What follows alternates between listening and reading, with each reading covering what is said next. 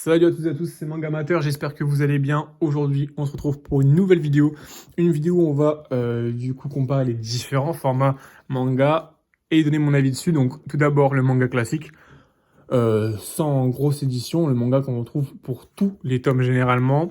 Les mangas Perfect Edition, donc j'ai en ma possession de Perfect Edition la Slam Dunk et la Yu Yu Hakusho. La Slam Dunk, je l'ai pas sur moi, mais il faut savoir que bon, c'est sûrement l'une des pires perfectes. Mais du coup, j'ai pris la plus récente qui est celle de Yu Yu Hakusho.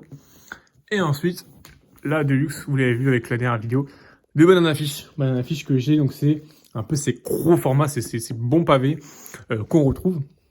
Du coup, on va commencer par parler de l'édition normale, qui est pour moi une très bonne édition, qui est l'édition pure et simple du manga, celle sur laquelle elle paraît. Donc on peut avoir les chapitres dans les Shonen Jump, mais après, tous les mangas sont édités en tomes, du moins quasiment tous. Et du coup, on retrouve selon les éditeurs, entre 6,90 et 8,50, on va dire, pour les tomes. Il faut savoir que, par exemple, il y a des éditeurs, par exemple, comme Kazé, où ça coûte plus cher, parce que c'est des plus gros formats, des meilleures qualités papier. C'est pas plus cher pour être plus cher. Et il y a des mangas, par exemple, Kiun. Donc là, on a Jujutsu Kaisen, qui sont à 6,90 €, qui est le prix, on va dire, lambda, normal, d'un manga, même s'il n'y a pas vraiment de prix normal. Où, en fait, dedans, on retrouve tout simplement nos chapitres. En général, il y en a, je sais pas, 7, 6, ça dépend vraiment des mangas. Entre 5 et 8, on va dire. Donc là, par exemple, voilà, on a simplement cette cover, donc une cover avec en dessous généralement des petits trucs comme ça, soit des sketchbooks, soit des sketchs, soit voilà, un peu de tout, hein, mais c'est vraiment la même chose que la cover.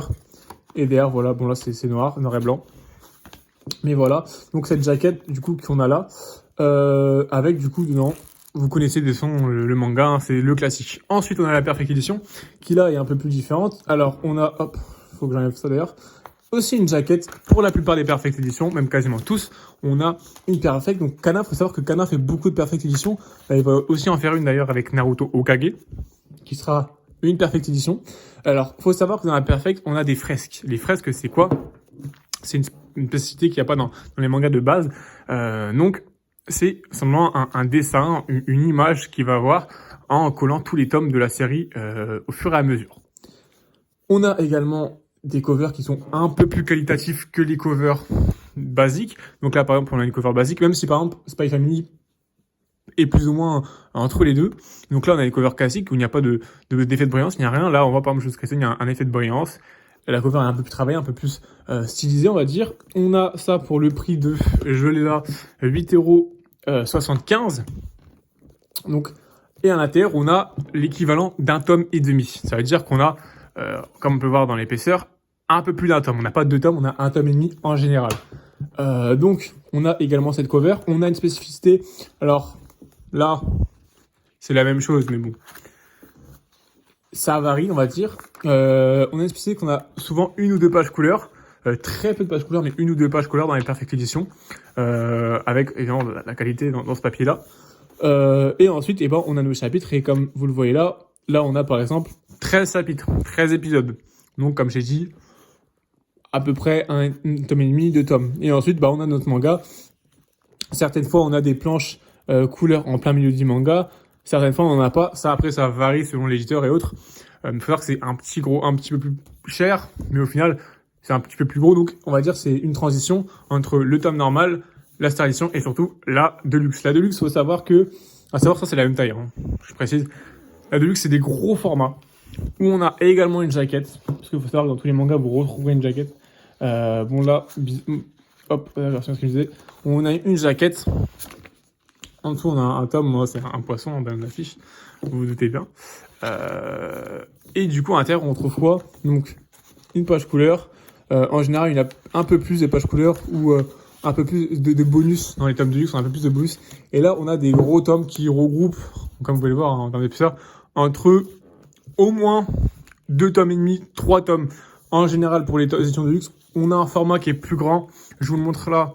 Le format est beaucoup plus grand qu'un tome normal, donc on peut profiter pleinement des pages. Après, moi, je parle du Deluxe qu'on voit par exemple dans 20th Century Boy, comme Eden, comme Monster, comme Ikigami, c'est pas aussi grand, mais voilà, c'est vraiment les gros tomes qu'on peut avoir. Après, il y a des exceptions comme Akira, comme Blame, mais là c'est vraiment des énormes tomes version comics.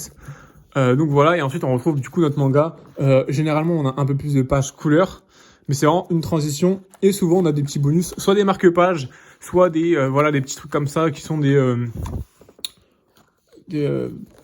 sais pas, c'est pas vraiment je sais pas vraiment à quoi ça sert. C'est vraiment des petits bonus papier qu'on a un peu en dehors. Souvent ils sont sous blister, les tomes, c'est pour ça. Les tomes de luxe sont souvent sous blister. Pas tout le temps, mais il y en a beaucoup qui sont sous blister, où justement on a des bonus à l'intérieur, ce qui est encore plus intéressant, ce qui est une plus-value, on va dire. Donc comme j'ai dit, par exemple, 20th Century Boy, il me semble que c'est des marque-pages. Gantz, c'est des marque-pages. Mais donc voilà, là c'est surtout l'épaisseur et profiter plus des plages. Là, forcément, dans l'affiche, j'ai pris un manga où c'est beau, hein, mais c'est ancien, du coup forcément c'est pas magnifique. Donc que les pages soient plus grandes ou pas, je sais pas si ça change grand-chose. Mais voilà. Et on a surtout un plus gros travail sur les couvertures. On n'a pas de fresques. Sur beaucoup, il y a des fresques, mais pas sur tous. Par exemple, Eden, 20th Century Boy, il y a une fresque. Il y a d'autres tomes où il y a des fresques, ça c'est pas obligatoire, c'est son éditeur s'il veut. Là, c'est pas une manga, c'est rare qu'ils font des bonnes éditions. Je tire pas dessus, hein, mais pour l'instant, j'ai pas été épaté. Récemment, je trouve ça va de mieux en mieux, mais j'ai jamais été épaté par les éditions de Panini Manga.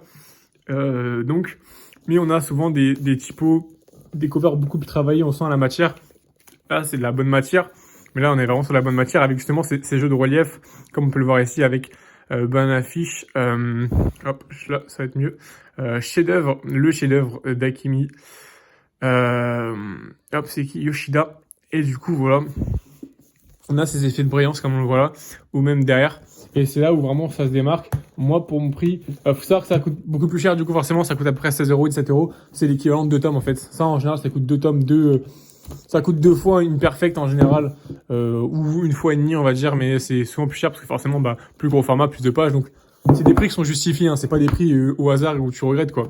Donc voilà pour ces différentes comparaisons de prix entre ces formats. Moi, je suis hyper curieux parce que je vois qu'il y a beaucoup d'éditions de luxe qui sortent en ce moment pour rattraper les anciennes parutions, ou pour voilà, parce qu'il y a plus d'imprimerie.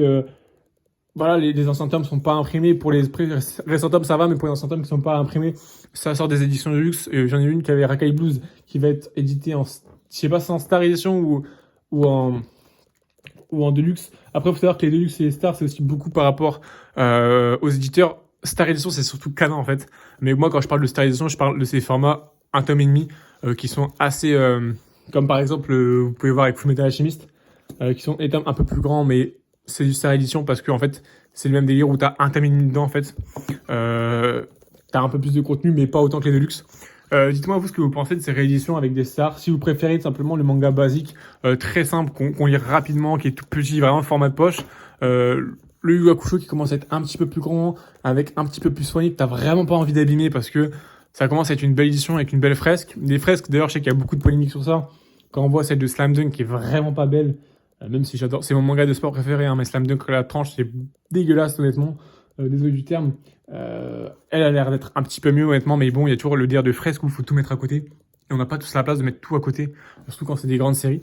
Du coup, dites-moi si vous aimez bien ce délire de fresque et de Star Edition. Mais moi, franchement, j'aime bien.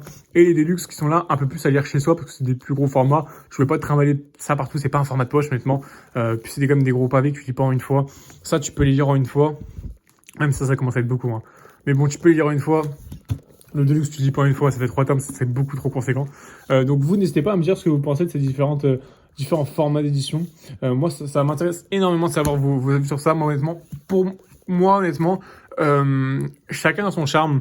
Quand c'est une nouvelle série, je préfère vraiment lire ça quand t'es vraiment à l'actualité. Mais c'est vrai que moi, les éditions de luxe, par exemple, j'aime vraiment bien les éditions de luxe. Je trouve que c'est plus agréable à lire parce qu'on a des plus grandes planches quand c'est des mangas un peu beaux. Mais par exemple, Banana Fish, ça m'aurait pas dérangé de l'avoir en Star Edition parce que c'est pas non plus magnifique, honnêtement. Mais pour les mangas qui ont des très beaux dessinateurs, les Deluxe, je trouve ça vraiment incroyable. Mais c'est vrai que ces mangas plus, on va dire, je les aime vraiment bien dans ce format-là. Mais pour moi, Star Edition, c'est vraiment l'une des meilleures, la meilleure contrepartie dans le sens où en fait, t'as un tome et demi dedans. Et franchement, je trouve ça plus beau parce que c'est beaucoup plus classe, t'as une meilleure édition. Donc voilà pour mon avis. Merci d'avoir regardé cette vidéo jusqu'au bout. Donc n'hésitez pas surtout à commenter pour me donner votre avis sur ces différentes éditions.